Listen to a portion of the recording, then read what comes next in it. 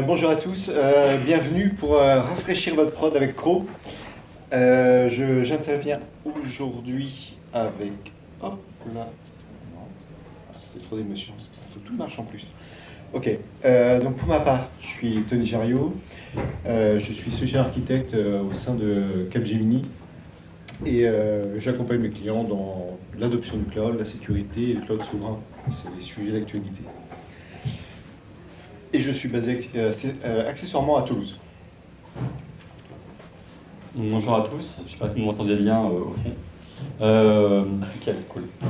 Donc moi c'est Laurent Grangeau, je suis basé à Paris, je suis solution architecte aujourd'hui chez Google et je fais plein de choses avec Tony, je fais des conférences, des meet-ups, etc. Et j'accompagne nos clients aussi sur Google Cloud. Et aujourd'hui on va vous parler d'un petit sujet, alors c'est pas la bière malheureusement, on est dans le nord mais c'est pas la Crow. On va parler de Crow qui s'appelle Kubernetes Resource Operator et qui va vous permettre justement de créer des ressources directement dans votre cluster ou à l'extérieur via les API de Kube.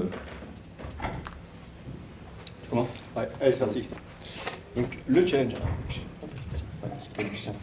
T'es trop petit. Donc, les challenges aujourd'hui, c'est lorsque vous devez déployer une application dans un cluster Kubernetes, que ce soit du GKE, l'AKS ou on-prem. Vous avez beaucoup de YAML à déployer, vous avez beaucoup de CRD. CRD sont les opérateurs que vous devez manager, à déployer. Chaque projet, il va de son idée de comment je vais déployer mon application, que ce soit juste une application, une base de données, un service que je vais consommer. La structure est différente, potentiellement la sécurité est différente. Et tout ça, il va falloir gérer plein de fichiers YAML finalement, dès lors que vous voulez déployer vos workloads dans un cluster Kubernetes. Et à côté de ça, on va retrouver également des équipes de platform engineering qui vont essayer de travailler avec vous pour déployer ces YAML. Mais ça peut être très très long dans la phase d'engineering, le temps de déployer, enfin comprendre votre besoin, le déployer, ça peut être extrêmement long. Et donc, on va parler de Crow. Pour ça, on va faire une petite genèse sur Kisako Kubernetes, ça va être très rapide, je vous rassure. Donc Kubernetes, c'est basé sur des fichiers déclaratifs. Vous avez vos fichiers YAML sur lesquels vous allez pouvoir faire l'ensemble de déclarations des ressources que vous voulez déployer, avec la possibilité d'y rajouter des extensions. Donc des extensions type Crow à tout hasard, et les CRD que vous allez pouvoir consommer pour pouvoir déployer vos workloads. L'objectif avec Kubernetes, à partir d'un modèle, un template de déploiement, vous allez pouvoir consommer des API. Les API vont vous permettre, au travers des API et des rôles que vous allez y associer, vous allez pouvoir déployer vos ressources, contrôler qui a le droit de déployer quoi, dans quel namespace, quelle activité il va pouvoir réaliser dans son cluster Kubernetes. Donc ça va permettre de faire la ségrégation et d'apporter un peu plus de sécurité sur ce que vous pouvez faire. Typiquement, si on est éditeur ou owner, on ne peut pas forcément faire toutes les actions. Ça, Laurent en parlera probablement tout à l'heure. Et donc votre fichier YAML de déploiement, vous allez pouvoir décrire le type de ressources que vous voulez déployer. Typiquement ici, un kind pod. Donc là, on va déployer un pod qui va démarrer sur un port. Donc il y a plein de YAML. Si vous avez déjà déployé sur Kubernetes, vous avez l'expérience, il faut déployer plein de ressources entre le service name, le pod, le deployment, l'ingress, j'en pense c'est les meilleurs. Ça peut être très très long à débugger, mettre en œuvre et à débugger. Et donc pour ça, on va définir plein de polices et tout ce que vous allez pouvoir souhaiter attendre de votre cluster en termes d'autoscaling, application, affinité, etc. qui va se gérer sur les labels. Et donc pour ça, on va... Hop là, et donc, pour pouvoir déployer vos ressources, on va pouvoir se baser sur des CRD. Ces CRD, c'est des définitions qui vont être déployées sur votre cluster Kubernetes pour faciliter le déploiement de vos workloads. Pour ça, on va faire toujours appel à l'API de votre cluster et pour déployer donc vos ressources. En pratique, à partir du moment où on va vouloir déployer les CRD, vous allez avoir une définition de qu'est-ce que la ressource que vous voulez déployer, avec tous les labels, les descripteurs qui permettent de définir le type de ressources et comment vous allez déployer vos ressources avec l'autoscaling et toutes les notions, les variables que vous voulez déployer. Donc ça, c'est super. Et donc, ce qui vous permettra, une fois vos ressources déployées, ici, dans cet exemple de CRD, on déploie juste un compteur qui va permettre d'afficher une valeur. Donc ça, c'est extrêmement simple. Pour ça, on va se baser sur des contrôleurs. Ces contrôleurs vont permettre de contrôler l'activité de votre cluster ou de vos workloads pour pouvoir gérer toute la partie autoscaling, déploiement, redémarrage de service, si vous voulez check it down et autres. Arrive la notion d'opérateur. Donc c'est la somme des CRD qu'on a vu précédemment avec des opérateurs qui va nous permettre de piloter cette fois-ci le déploiement de nos pods, typiquement des ressources qu'on va déployer sur notre cluster cube. Et pour ça, on va se baser sur du config connector, du CUDO ou du QBuilder qui vont nous permettre justement de déclarer tous ces workloads pour pouvoir gérer le plus facilement possible nos ressources. Mais ça reste encore assez compliqué parce qu'on a vu qu'il fallait gérer les CRD, il fallait gérer les opérateurs. Ça peut être assez long. Et du coup, arrive Crow.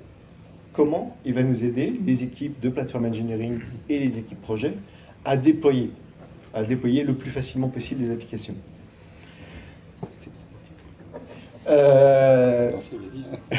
Non, ok. Donc avec Crow, l'objectif, ça va être d'apporter aux équipes de Platform Engineering la capacité de proposer des templates, des blueprints aux équipes projet. C'est-à-dire que là, on passait énormément de temps à se dire, bah, ok, comment j'ai déployé ma base de données avec les bonnes sécurités, avec les bons users, avec tous les composants, en tout cas les paramétrages qu'on attend de bonnes pratiques. Donc l'équipe de Platform Engineering va travailler avec Crow pour pouvoir faciliter la vie aux équipes projet.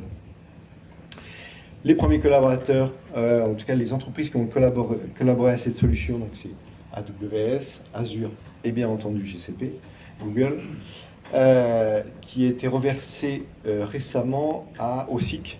C'est le SIG ou SIG. C'est un groupe d'expertise, d'experts qui permettent de continuer à contribuer à faire développer la solution qui est présente au sein du CNCF. CNCF, c'est plutôt pas mal. À toi. Je prends la suite du coup. Du coup, effectivement, donc, Tony nous en a parlé de comment ça fonctionne Kubernetes. La boucle de réconciliation, on envoie un pod, on demande à Kube, merci de me donner le nombre de pods nécessaires, donc 3, 4, 5, ce que vous voulez. Et Kube va se charger, lui, de checker en permanence si le nombre de pods ou le nombre d'objets est toujours présent, et s'il n'est pas présent, de créer ou de détruire les ressources nécessaires. On a parlé du modèle opérateur, et du coup, Crow va reprendre un petit peu ce modèle-là, où ce qu'on va essayer de faire, c'est que Crow va créer automatiquement des CRD par rapport à ce qu'on va lui définir. On va voir un petit peu plus loin qu'on va lui définir ce qu'on appelle des resources graph definition, où on va en gros spécifier en YAML le CRD à générer, et Crow va générer automatiquement le CRD, donc le Custom Resource Definition, donc l'objet en tant que tel, le YAML en tant que tel, et l'opérateur, et le contrôleur qui lui va faire la boucle de réconciliation et va checker si oui ou non l'objet est présent. Pour ça, il y a deux personas. Généralement, on travaille avec persona. On a d'abord le platform admin, donc un DevOps engineer, un platform admin, ce que vous voulez, qui va créer le resource graph definition, et le développeur qui va l'utiliser. Alors, ce qui est intéressant, on va aller voir un peu plus loin aussi, c'est qu'avec le platform admin, on peut très bien collaborer avec la compliance, avec la sécurité, pour définir un resource graph definition qui va correspondre aux besoins de votre entreprise. Et évidemment, ça, on va pouvoir le corréler, on verra ça un peu plus tard aussi, avec soit des ressources Kubernetes natives, donc des pods, des déploiements, des choses comme ça, soit d'autres extensions externes. On va pouvoir piloter des clouds type AWS, Azure ou GCP, ou d'autres opérateurs, si vous avez d'autres opérateurs, Scaleway, OVH, Etzner, je sais pas, c'est des lignes. Alors comment ça fonctionne? J'en ai parlé. Vous allez d'abord avoir un resource graph definition. Donc le but du jeu de ce resource graph definition, c'est de définir votre blueprint. Vous allez définir dedans, dans votre YAML, ce que vous voulez avoir. Si on prend des ressources Kubernetes natives, vous allez pouvoir créer par exemple votre premier déploiement. Donc vous allez voir votre déploiement, votre nombre de réplicas, votre namespace, peut-être vos service accounts, quoi que ce soit, directement dans le dans le RGD, pardon. Et en gros, ça va être votre base pour pouvoir créer des instances de ce RGD. Okay, et je vous l'ai dit aussi, derrière le RGD, donc Crow va prendre ce RGD-là et va créer directement les Custom Resource Definition. Donc on va créer des extensions natives Kubernetes pour pouvoir créer ces objets. Derrière aussi, il va pouvoir créer automatiquement le contrôleur associé. Donc on va avoir d'un côté le CRD, de l'autre côté le contrôleur, qui va pouvoir justement tout manager. Je ne sais pas si vous avez déjà essayé de faire un opérateur, donc ça c'est le pattern opérateur, mais c'est un peu complexe, il y a du code à faire, du code Java, du code Go, ce que vous voulez, mais c'est à vous de créer votre propre contrôleur pour faire la boucle de réconciliation. Crow va être au-dessus de ça, puisqu'il va générer automatiquement le CRD d'un côté, le contrôleur, le microcontrôleur de l'autre côté, pour pouvoir gérer tout ça. Et donc on arrive à une expérience utilisateur qui est vachement simplifiée, puisque, entre guillemets, on n'a plus que des YAML à générer, et on est au niveau des API Cube, donc on est pure Cube, et on va voir plus tard que Cube devient vraiment la plateforme standardisée pour gérer absolument tout. Je vous l'ai dit, d'un côté on a les end-users, donc c'est les développeurs qui vont créer une instance de notre API qu'on aura définie, donc notre RGD, et le groupe of resources que vous voyez juste au-dessus, ça va être notre RGD. Et donc ici on a décrit par exemple qu'on veut un déploiement, un ingress, un service account, un Prometheus opérateur, et tout ça, ça va être backé par des instances, des services cloud, donc Elastic Load Balancer, des rôles, des policies, des buckets S3. Et vous voyez qu'on peut très bien s'amuser à tout ça. J'en ai parlé. Ce qui est intéressant aussi, donc dans votre ressource graph definition, donc dans votre ressource group, c'est vous pouvez travailler avec la sécurité ou la compliance pour dire, ben voilà, moi je veux que chaque instance de ma web app ait à minima un service account, que le port 80 ouvert, j'en sais rien, un ingress ou une gateway API, et la compliance disent, bah, j'ai mes logs, j'ai mes limites, mes requests, etc. Bref, tout soit configuré. Et les développeurs n'ont plus qu'à créer leur propre YAML correspondant aux ressources groupe, et du coup déployer ça, et tout est géré. C'est un peu flou tout de suite, mais vous allez voir, il y a des démos où ça va être beaucoup plus concret en termes de code. Du coup, ce qu'on se retrouve à avoir, c'est une expérience user simplifiée, puisqu'on est, encore une fois, que sur les API pure Kubernetes. Au niveau Cube, on n'a plus besoin d'avoir une expertise poussée, très poussée, pour faire du développement d'opérateurs, puisque Crow va se charger de créer tout ça. Et on va pouvoir, typiquement, comme c'est un peu le saint graal de toute entreprise, c'est d'avoir des stacks qui sont standardisés pour faire, je sais pas moi, une web app avec un front-end, un back-end, une base de données derrière SQL avec de la sécurité de partout. Généralement, dans les entreprises, chacun fait à sa sauce. Là, on a quelque chose où on va définir un template qui est sécurisé, qui correspond à la compliance, et tout le monde fait la même chose. Et donc, il y a une expérience unifiée. Et ça, c'est un peu le gros point fort de Crow. Je vous l'ai dit, Crow, c'est le cas de Crow, c'est Kubernetes, ressource opérateur. Donc, on va s'appuyer sur les API de Kube, et on va vraiment avoir Kube comme la plateforme standard et unifiée de toute l'entreprise. Par définition, Crow, c'est cloud agnostique. On verra tout à l'heure, Crow ne va pas s'appuyer sur des providers de type provider Azure, provider GCP ou provider AWS, mais va s'appuyer sur des choses qui existent déjà, qui sont natives à Kube. Là, je vois KCC, ACK et ASO. Donc KCC, chez nous, c'est Kubernetes Config Controller, parce qu'il y en a un autre qui s'appelle Config Sync, il ne faut pas que je mélange. Donc c'est Config Controller qui va nous permettre de piloter GCP directement avec Kube. Donc on aura des CRD dans Kube de nos services GCP. Et donc du coup, Crow essaie d'être cloud agnostic. Ça veut dire qu'on a la plateforme Kube, mais derrière, quel que soit le cloud provider, on va se détacher de tout ça. Ce qui est intéressant, et on verra à la fin ça quand on comparera avec d'autres solutions peut-être que vous avez en tête, on ne va pas avoir des providers pour chacun des clouds, et on ne va pas maintenir un catalogue énorme de CRD ou de providers qui explosent. Donc, maintenant qu'on a défini tout ça, comment il faut faire? Donc la première chose à faire, c'est de définir le Resource Graph Definition, donc le RGD, qui va spécifier les déploiements, les services, les ingress, tout ce que vous voulez. Avoir des paramètres d'input. Typiquement, on peut très bien dire, quand je vais définir mon instance d'application, on va devoir spécifier le nom de l'instance, mais aussi l'image, le tag de l'image, la version, le nombre de réplicas, la taille de la DB ou la taille des requêtes limites, enfin ce que vous voulez.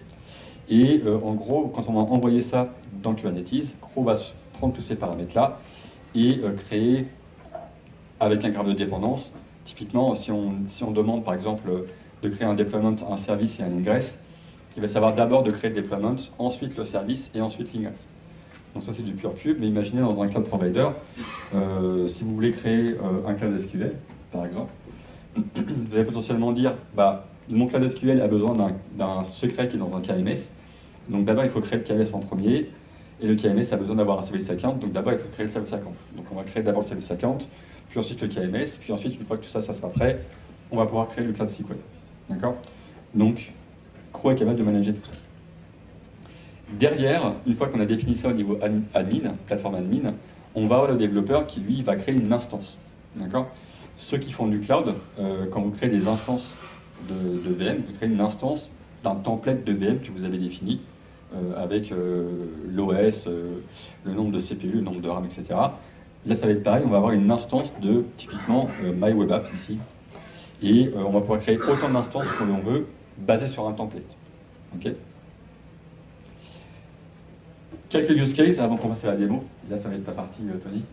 J'en ai parlé, front-end, back-end, avec les services, en termes de pure Kubernetes. Créer des databases, donc on va pouvoir gérer des web apps avec un front-end et backé par une database. On va pouvoir créer des réseaux, on va pouvoir créer des connexions privées, des clés de sécurité, des logins de mot de passe, ce que vous voulez.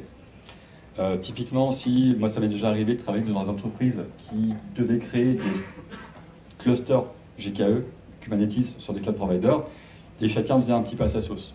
Et généralement, il nous manquait, par exemple, je sais pas moi, Dataplane V2, ou le service account, ou les firewalls qui n'étaient pas ouverts, ou les load balancers qui n'étaient pas bons. Donc bref, on avait plein de stacks différentes. Et ce qui est intéressant, c'est qu'on va pouvoir définir une stack standard pour dire, si tu veux déployer un cluster GKE, voilà comment faire. Toi, tu as juste à créer une instance du cluster, la région où le déployer, et moi, je m'occupe du reste.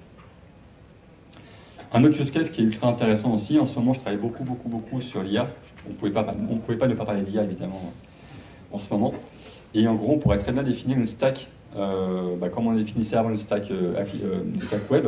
Là, on va définir une stack IA en disant, ma stack IA, ça va être un framework de type Nemo, NIM, plein de frameworks que vous voulez, un cluster GKE ou un Vertex CI ou un Cloud Run, ce que vous voulez, du login, de monitoring et tel LLM. Et voilà, vous pouvez définir votre stack et pour déployer mon application ML Service, je déploie mon instance de ML Service, je spécifie mon modèle et le template s'occupe de tout le reste. Moi, je trouve ça super intéressant puisqu'on a unifié un petit peu tout. Je vais présenter le use case et la démo. Donc, comme vous l'avez expliqué Laurent, l'objectif de Crow, ça va être de vous simplifier la vie. Là où les équipes, une fois projet, peuvent passer un temps infini à essayer de débugger, appliquer les bonnes pratiques, qu'elles ne savent ou pas, de sécurité potentiellement de l'entreprise. Typiquement, je veux utiliser un load balancer, mais il ne faut pas que j'expose mon service à l'extérieur. Du coup, il faut que je pense à spécifier que c'est un load balancer interne, que je vais utiliser, non externe, etc. Du coup, les équipes de Platform Engineering vont être là pour accélérer la vie des projets pour pouvoir déployer l'ensemble des workloads et appliquer ces bonnes pratiques. Et donc, dans le use case sur lequel je vais vous faire la démonstration, donc on veut déployer une application et pour laquelle on aura préconfiguré au préalable, lorsque de toute façon on veut déployer une appli dans Cube, on veut décrire la partie deployment, des services, il faut que je déploie mon ingress, il faut que je déploie mes bases de données, si en l'occurrence c'est juste l'application, toutes les policies que je vais devoir définir. Et donc pour ça, on va utiliser cet accélérateur Crow pour pouvoir, au travers des équipes de Platform Engineering, préparer ce gros template et avec ce gros template, pouvoir donner aux équipes, au fait, en quelques lignes, tu vas me décrire une 15-20 lignes. Tu vas me décrire juste mes paramètres par défaut, typiquement le nombre de réplicas que j'ai envie d'avoir, la taille de ma base de données par exemple. Et juste avec ça, tu vas pouvoir te baser sur ce template qui a été défini par un tiers et déployer mon application. Ça, c'est quand même super. Et donc, l'objectif ici, on va faire la petite démo. Là. Ouais, ok, c'est bon. Allez. Vous voyez bien du coup ou pas? Non, faut zoomer.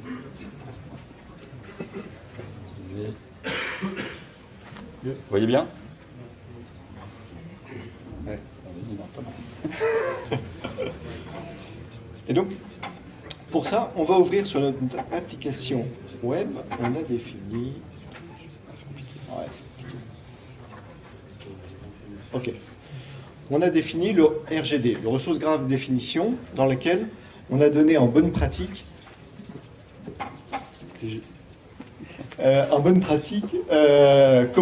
Qu'est-ce qu'on veut? On veut demander aux équipes projet pour pouvoir définir mes ressources. Donc, est-ce que tu vas me donner le nombre de réplicas et autres? Donc là, dans notre RGD, on va définir les métadatas, les labels. Et ici, en l'occurrence, je vais définir le nom d'application, que je demande à mon équipe. Le namespace, éventuellement, par défaut, je lui dis que c'est default, mais sinon, tu peux me spécifier à mon équipe projet ou à ma chaîne de CI/CD directement de m'injecter, en tout cas, le nom du namespace dans lequel je veux déployer mon application, peut-être pour spécifier en plus si je suis en intégration, pré-prod, prod, etc. Le type de service, est-ce que mon service que moi je déploie en tant qu'équipe Platform Engineering, est-ce qu'il est actif ou pas? Les ingresses, le statut, et ça c'est ce qui va permettre à notre CRD, en tout cas à CRO, de savoir si le service est bien déployé. On va le voir tout à l'heure, ça peut prendre un petit moment lorsqu'on déploie un ingress, typiquement. Et ici, on va définir le déploiement de notre ressource avec le nombre de réplicas qu'on attend, le template avec plus bas, donc le service account sur lequel on va déployer notre image, le nom de l'image, le port sur lequel je vais écouter et l'exposer. Et tout ça, on va le définir ensuite, les services qu'on va utiliser dans le cadre du projet. Donc ça, c'est le travail de l'équipe de Platform Engineering qui va nous préparer ce gros template. Pour ça, là. Donc, on va appliquer. Ça va. Non, s'il faut le pomme. Ok, je suis une pomme. Donc là, on va déployer notre ressource. Ah là là là. T'as trop vu? Non. Pomme V? Ok, pomme V. Putain, je vais te le dossier.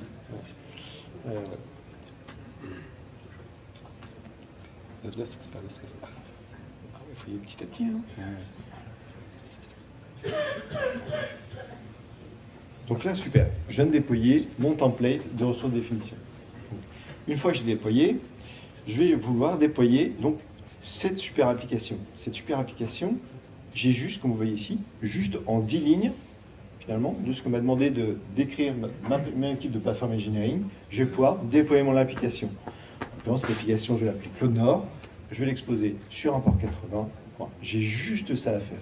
Donc c'est un vrai facilitateur pour les équipes projet, parce que finalement, elle réutilise uniquement un template.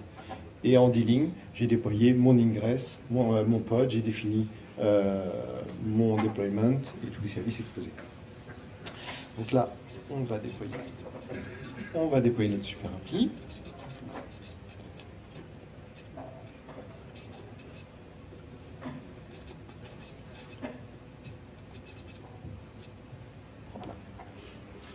Et donc, dans le cadre du déploiement de l'appli, si on revient sur l'instance, on a un cas web app. Alors, si on fait un kubectl,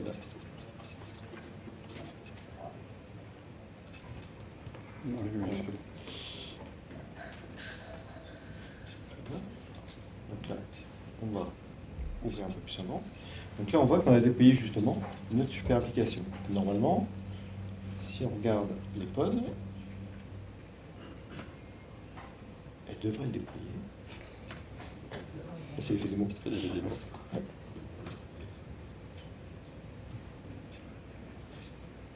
Ok, donc là, il est en train de me créer Notre service. Non, et même pas. Le méchant. Ah. C'est bon ça. Tu stresses? Describe. Bon, et bien on va faire une session de debug. Finalement, on va changer le sujet de la conf.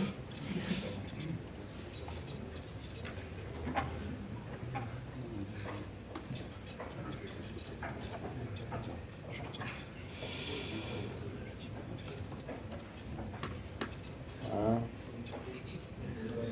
Oui, le stress pas, il est un peu... Ouais.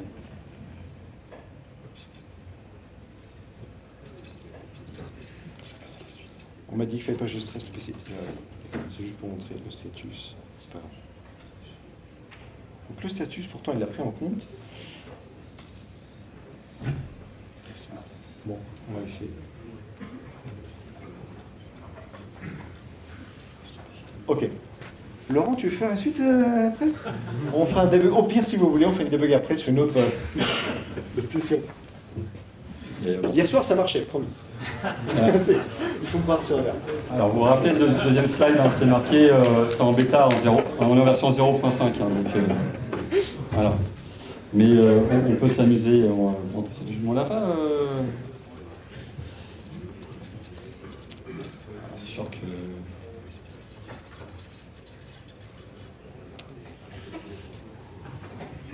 On va tout péter, c'est bon. On va rapidement. Ouais. Après, on va passer à la suite. Qui dit? Oh là! Il y a Baudin, conflit. Oui, alors ça là. Ah.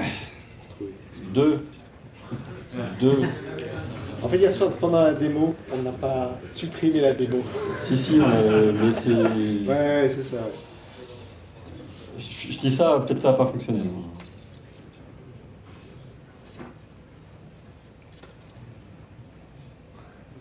Si, il est créé. Non, ça n'a pas. Ah non, c'est le web app. Voilà. Alors, on va passer à la suite. Donc,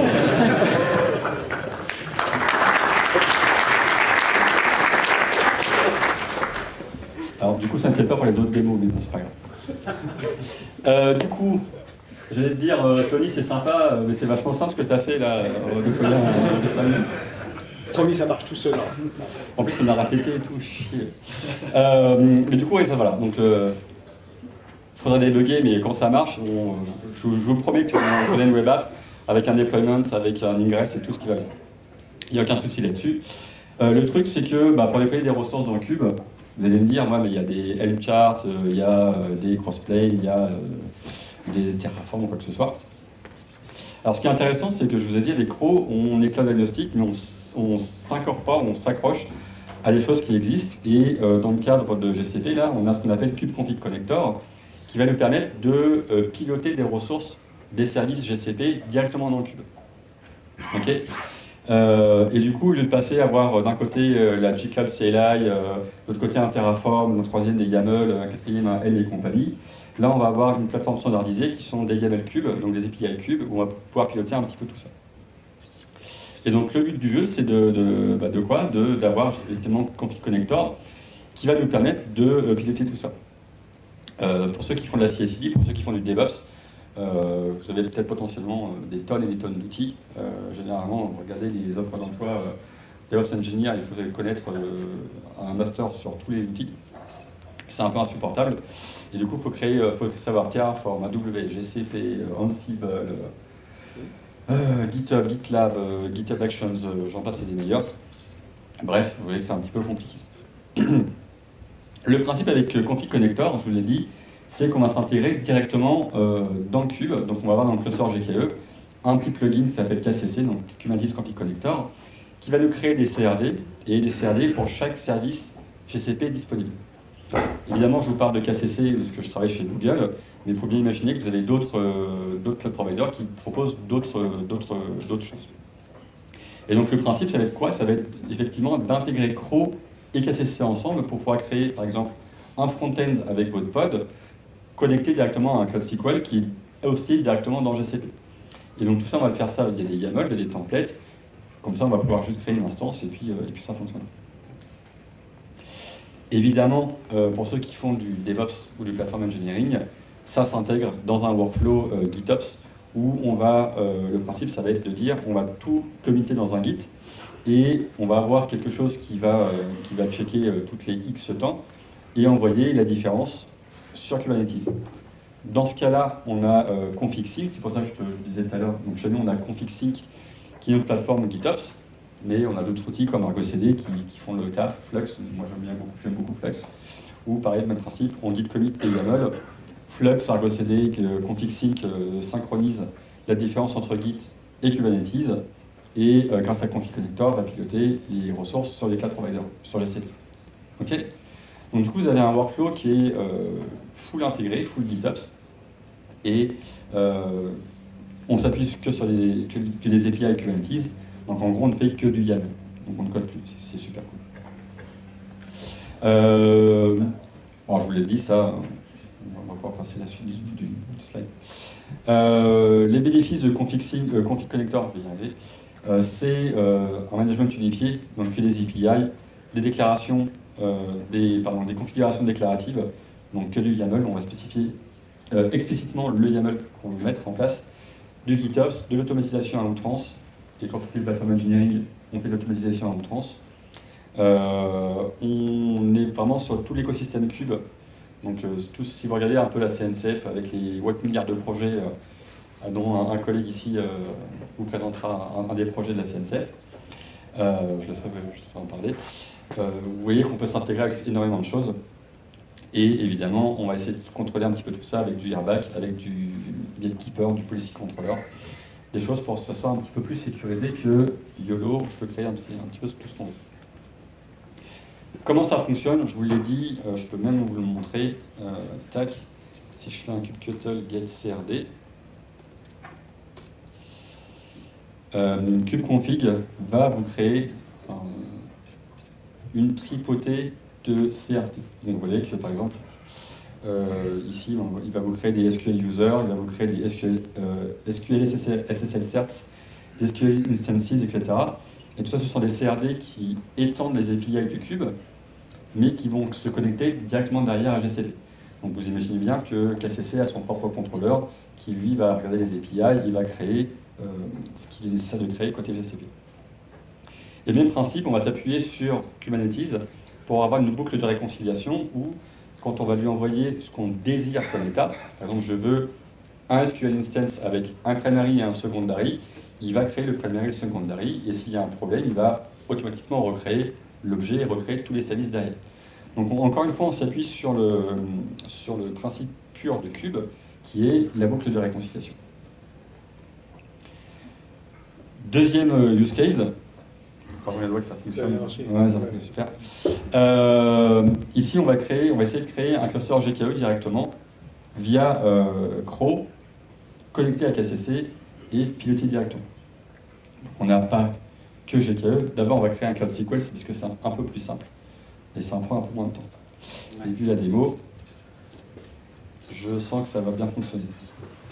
Eux, ils sont toujours en YOLO, c'est pas grave. Donc, même principe. Sur mon Cloud SQL, j'ai mon resource graph definition ici, où je lui dis, voilà, tu vas me créer une instance, un objet, donc qu'on va appeler Cloud SQL ici, hop, juste là. Et dedans, tu vas lui spécifier obligatoirement le nom, le projet, où créer le Cloud SQL, la région primaire et la région secondaire, où mettre les réplicas. Et derrière, tu vas récupérer le connection name et l'adresse IP directement depuis GCP. Et en gros, ce RGD il est un peu plus gros, puisque vous allez voir ici que dans un premier temps, on va s'assurer que tous les API qu'on a besoin d'utiliser sont activés, donc les services usage enable ici. On va s'assurer que le cloud KMS est enablé, les rôles IAM sont enablés, les services usage sont enablés, l'API SQL admin, etc., etc. Les services identity, tout ça. Bref, on va autoriser toutes les API. Et ensuite, une fois qu'on a créé tout ça, on va commencer à créer dans un premier temps les KMS. Donc là, l'instance SQL elle va être backée par une keyring, un KMS, donc ça va être sécurisé par défaut. Et donc vous commencez à voir la puissance de Crow, puisque là, le platform admin va dire ok, si tu veux faire un Cloud SQL, tu seras obligatoire d'avoir un primary, un secondary, deux régions, backées par des KMS, donc sécurisées, in transit, at rest, la sécurité, elle est présente. Donc on a des réplicas de keyring, on a des KMS qui sont créés, des rôles IAM, on va positionner les rôles IAM sur le Cloud SQL, plutôt que d'avoir des computes, les default compute là, avec les full droits sur le cloud, on va créer un rôle précis pour le Cloud SQL, un autre rôle pour le réplica, et ensuite on va commencer à créer le SQL Instance avec tout ça. Donc vous voyez que dans mon template, dans mon RGD, j'ai quand même tout défini au niveau de la sécurité, au niveau de tout ce que je veux.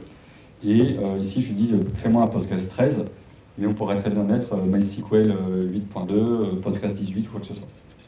Et donc vous voyez que on a prédéfini pour le développeur, pour l'utilisateur, pas mal de choses. Donc ça, c'est un type de Cloud SQL régional avec un disque de 50 Go en SSD, avec l'édition Enterprise. Donc on a différentes éditions, etc. Et donc tout ça, ce n'est pas au développeur de le définir, c'est au plateforme admin. Une fois qu'il est injecté dans Cro, le développeur va pouvoir l'utiliser. Et donc, maintenant, on va faire la démo qui va bien fonctionner, je suis sûr et certain. Cloud SQL. Donc, premier principe, c'est on va déployer le RGD. Donc, le RGD il a été créé, donc on a un nouvel API qui s'appelle cloudsql.cro.run. Et le principe, c'est qu'ici, on va définir l'instance de Cloud SQL. Donc, vous voyez qu'en quelques lignes, là, en dizaines de lignes, j'ai besoin de créer mon Cloud SQL. Je vais l'appeler, comme je ne l'ai pas appelé,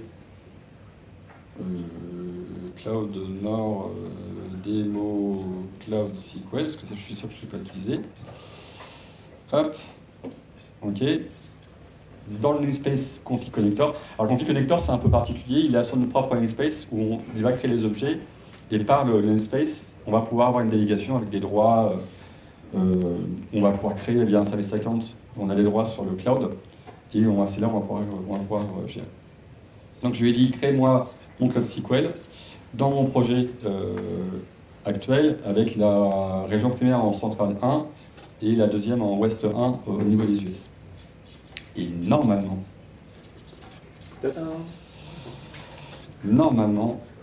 ça devrait fonctionner. Peut-être un jour. Alors, donc là, je demandais de créer une instance et on va regarder directement sur la console. Et normalement, sur la console, Cloud SQL, alors si ça ne fonctionne pas, donc pour l'instant, ça ne fonctionne pas. Mais vous voyez qu'hier, on a créé un Cloud SQL Primary qui est encore là. Ça fonctionnait hier soir. Alors, ça ne fonctionne pas parce que c'est quelques secondes.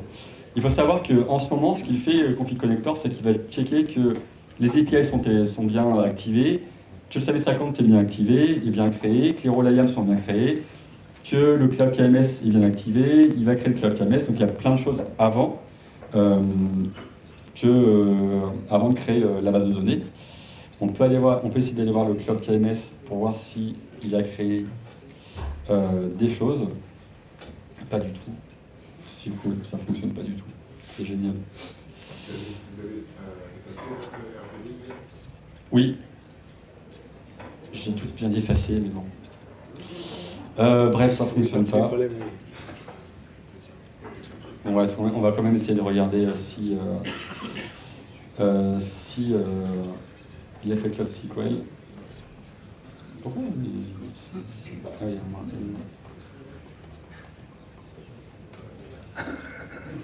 voilà, donc il a bien créé l'objet dans le cube, d'accord, mais pourquoi, qu'est-ce qu'il dit le monsieur as ownership by another resource graph definition.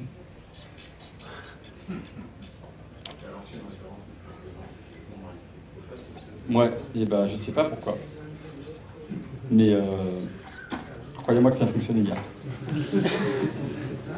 Je suis vraiment désolé. Si tu changes. Non, c'est. Tu changes ton RGD. Ouais. Tu changes le nom et tu changes la. Ou tu veux t'amuser à faire ça? Ouais. Allez, on va essayer de faire ça. Apply, -F. On teste des trucs. RGB. Donc,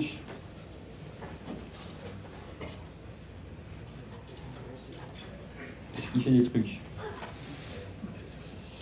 Non. Donc j'avais bien supprimé hier, sinon il y aurait arrêté. Bref. Et bah écoute, il nous reste 5 minutes de toute façon, comme ça on va conclure.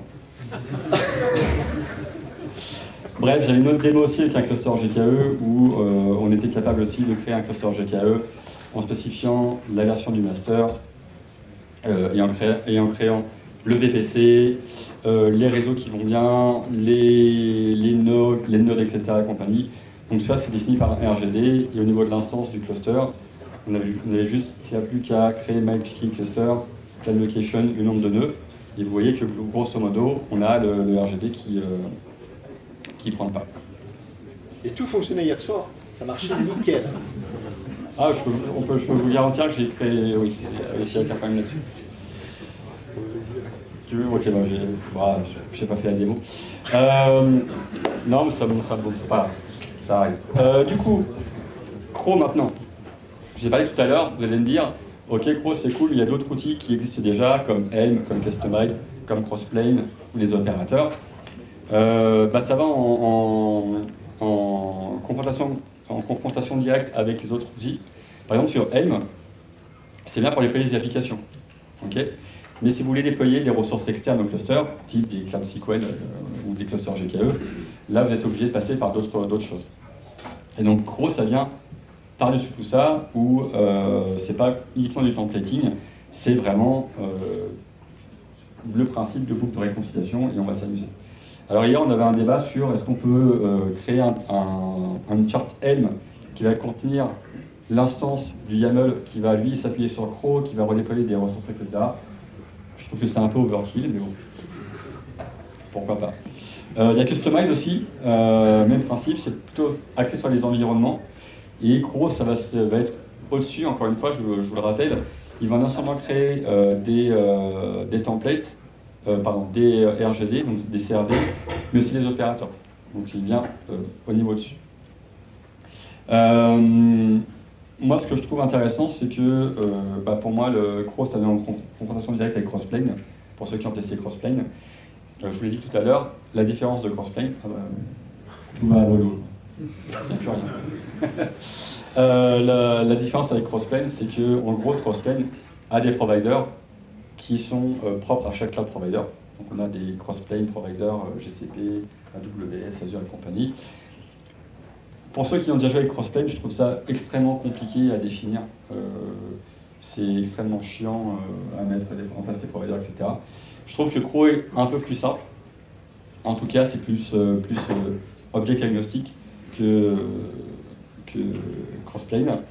Et le dernier, effectivement, c'est les opérateurs. Les opérateurs, évidemment, vous pouvez les développer, mais il faut avoir des notions de développement pour les opérateurs. Tu finis ou je continue? Vas-y. Bon, ouais, je peux continuer. On est super là pour ce tour. Oui, c'est pas grave. Il me reste 3 minutes, c'est bon, lâche. En gros, je vous l'ai dit, Crow, vous l'avez vu, hein, c'est en 0.5, c'est en bêta, c'est pas prêt pour la production. Il y a encore 2-3 trucs à standardiser. Ça a été très récemment, c'est très récemment passé sous le SIG, donc je sais plus, Specialized Interest Group, merci. Et en gros, ce qu'on cherche à faire, c'est de stabiliser les API, que tout le monde ait la même notion des API. On est en train aussi de créer la sécurité dedans, parce qu'évidemment, ici, si quelqu'un est full admin du cluster, typiquement, il crée le RGD, il fait un peu n'importe quoi dans le cluster. Donc on est en train de mettre en place des principes de least privilege, où en gros, quand on installe Crow, c'est uniquement la personne qui est admin du cluster qui va pouvoir créer les RGD, et derrière, l'instance va pouvoir être créée directement par Crow avec les bons droits, sans que personne puisse s'amuser à créer. On essaie d'intégrer ça au niveau des outils comme du Argo CD, du config sync, du Flux, etc., pour vraiment s'intégrer dans un principe de GitOps. Et évidemment, comme c'est un projet qui est communautaire, en 0.5, on essaie d'avoir des adoptions au niveau cro. Moi, je trouve ça super intéressant. Ce qu'on peut vous dire sur les takeaways, tu veux finir, Jean-Charles? Oui, allez, je fais les takeaways.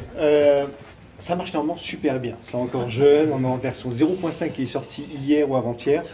Donc c'est extrêmement récent. Malgré tout, il y a la promesse d'un réel accélérateur pour les équipes projet. Très très clairement pour les entreprises, c'est apporter de la sécurité, un accélérateur. C'est une super belle promesse et de simplification également pour le point de vue projet. Point de vue projet, c'est juste D-Link, c'est super sympa. D-Link par rapport à toutes les stratégies qu'on a vues à côté. On voit également qu'on va avoir la capacité de l'intégrer de plus en plus à d'autres outils externes, Argo CD, Flux et autres. C'est extrêmement sympa, en tout cas prometteur. En tout cas, moi, je suis ravi, en tout cas, de voir ce type d'initiative pour simplifier la vie des équipes projet, notamment pour les équipes DevOps ou Engineering. C'est une réelle promesse, en tout cas, de standardisation. Donc ça, c'est super sympa. Et normalement, est-ce que vous avez des questions? Et puis on reste largement de temps. Voilà.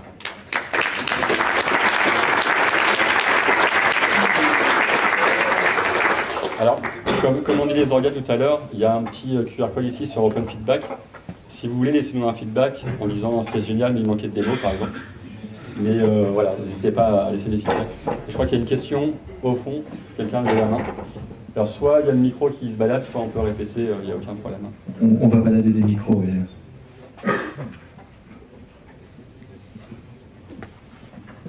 Alors, merci beaucoup pour la présentation. Moi, j'avais une question par rapport à Cro et à Terraform, en fait. Parce que si je prends le Terraform avec le provider Kubernetes et le provider Google, je peux littéralement faire déployer la même chose. Je vois quand même l'approche où tout est bien abstrait et basé au fait sur des API Kube pour faire du déploiement. Mais en fait, j'aimerais savoir s'il y a une vraie différence ou c'est plus une approche de préférence par rapport à ça.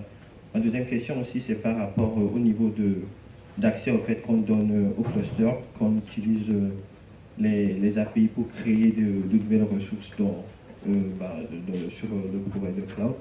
C'est à savoir au fait si là on n'est pas en train de donner la permission au cluster d'avoir la même sur la plupart des ressources qu'on a déployées au fait, sur le cloud. Bon, voilà. Merci. Alors, merci pour la question. Alors, pour la première question, par rapport à Terraform et d'autres choses, le principe, c'est vraiment d'avoir une plateforme unifiée. En gros, c'est les API Cube. On a des YAML partout et on ne gère que des YAML. Là où l'approche avec Terraform / d'autres outils, c'est qu'on a donc des YAML Cube, un kubectl, peut-être un gcloud CLI, du Terraform, d'autres outils comme du Kustomize ou d'autres outils qui vont sortir encore. Et moi, je trouve ça super intéressant d'avoir une plateforme unifiée, des API unifiées, où tu peux à peu près tout contrôler par rapport à une même plateforme. Ça t'apporte une expérience utilisateur qui est vachement simplifiée. Et quand tu vas rechercher des compétences au sein de ton entreprise ou à l'extérieur, tu vas dire qui connaît Cube et qui connaît Cube. Tu n'as pas besoin de savoir qui connaît Cube plus AWS ou GKE, plus Terraform, plus Flux, plus machin, plus truc. C'est à partir du moment où tu crées tu sais créer des YAML, l'expérience est vachement unifiée et vachement simplifiée. En dessous, effectivement, ça s'appuie sur du Terraform Provider, mais c'est masqué en gros. La deuxième question, c'est par rapport aux ressources créées sur GCP. Est-ce que tu ne donnes pas la main sur, en gros, sur toutes les ressources créées? Il faut savoir qu'avec KCC, tu peux avoir des scopes définis. Donc là, dans KCC, j'ai défini un scope qui est au niveau de mon projet. Au niveau de mon projet, tu peux très bien imaginer dans une entreprise où tu as défini, par exemple, soit un projet par projet applicatif qui va contenir ses propres environnements, et c'est à lui de le gérer, soit tu vas créer un projet par application et par environnement. Donc tu auras un projet -appa-dev. Et effectivement, oui, ton cluster aura la main sur les ressources de ce projet-là, mais uniquement de ce projet-là. Après, le but du jeu aussi, c'est de responsabiliser les développeurs et les DevOps Engineers ou ce que tu veux, en disant « you build it, you run it », cette fameuse phrase, où si tu le déploies ou tu le casses, c'est à toi de le réparer. Donc tu peux limiter le blast radius, donc tu peux limiter le scope de ce que tu déploies et de l'intelligence sur tout ça par rapport au scope au niveau de ton projet.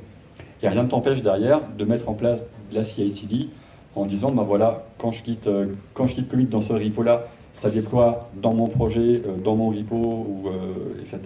Et si je passe en production, j'ai un autre mécanisme où j'ai une réplication, où j'ai un autre git commit sur un autre repo autre part, qui lui est à la main des SRE ou des opérateurs, des ops, et tu n'as le droit de passer que si tu passes par un autre repo. Mais ça, tu n'y as pas accès, donc tu n'auras pas accès ni au cluster, ni aux ressources GCP, etc. Voilà un peu comment on peut séparer un petit peu. Il y a une autre question juste là.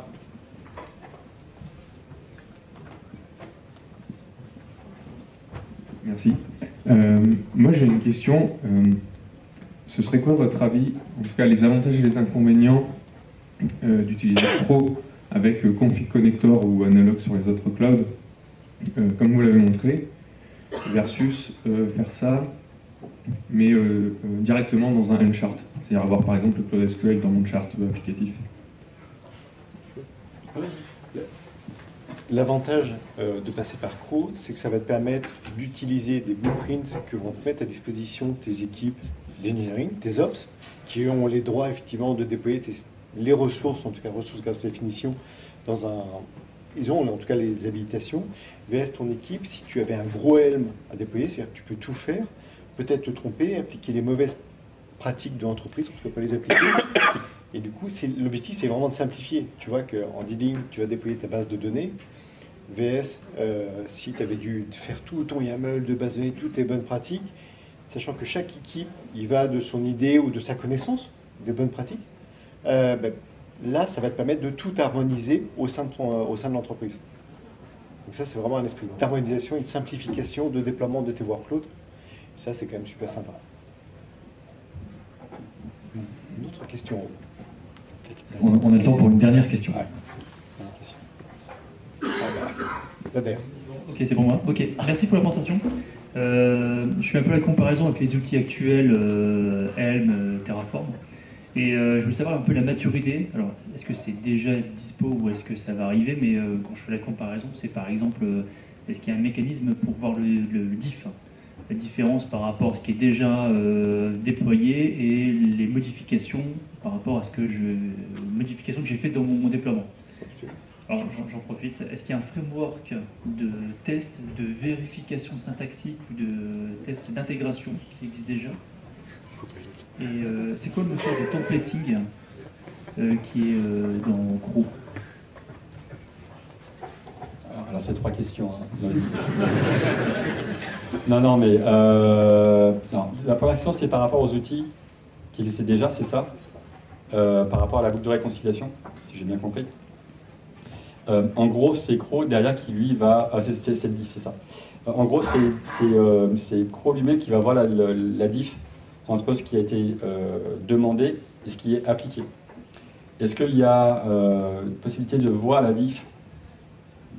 J'ai envie de te dire, la diff qu'on peut voir, c'est dans le Git, quand tu fais un Git commit, tu changes les diffs et tu peux voir les diffs de YAML. Mais dans l'outil en lui-même, non, tu n'as pas de Crow inspect diff ou Crow apply. En gros, c'est quand tu apply une instance, c'est comme dans Cube en fait. Tu vas lui dire, déploie-moi 3 pods. Et après, ce qui se passe derrière, c'est Cube qui s'en charge. Là, c'est pareil, c'est Crow qui s'en charge. Ça, c'est la première réponse. La deuxième, il y avait un truc sur... Framework de test. Comment je... Framework de test et de vérification syntaxique. Alors, à ma connaissance, non, il n'y a pas de framework de test qui existe aujourd'hui sur Crow. Encore une fois, c'est du 0.5, hein, c'est sorti début d'année, donc c'est encore jeune.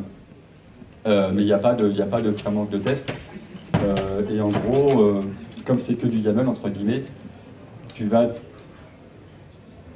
tester dans un sens où tu vas tester sur un environnement de pré-prod, tu vas voir ce qui est appliqué avant de tester ça sur la prod. C'est le seul truc que je vois aujourd'hui. Mais peut-être dans le futur, il y aura un truc syntaxique qui existera. Et le troisième, c'est au niveau du templating. Le moteur de templating, en fait, est utilisé actuellement. Alors, c'est pas du templating. C'est ton RGD, c'est comme OpenAPI. Dans ton OpenAPI, tu vas définir un JSON où tu vas lui dire voilà tous mes API que je veux créer. Là, ça va être pareil. Tu vas lui envoyer un RGD qui va lui créer des CRD donc les API de Cube, et le pro-contrôleur qui va avec. Donc du code derrière qui va se charger de la boucle de réconciliation. C'est pas du templating, c'est pour ça que c'est différent par rapport à Helm. Tu vas pas templater, tu vas créer ton RGD, donc ce que tu veux avoir dans ton RGD, et après tu vas créer des instances de ton RGD. Tu vas pas créer de templating de ce que tu veux. Voilà, je ne sais pas si ça répond à ta question. Pour ceux qui veulent, c'est la pause. S'il y a d'autres questions, pour ceux qui veulent, c'est la pause. On peut en discuter dehors. En tout cas, je vous remercie beaucoup et désolé pour les démos. Merci, monsieur.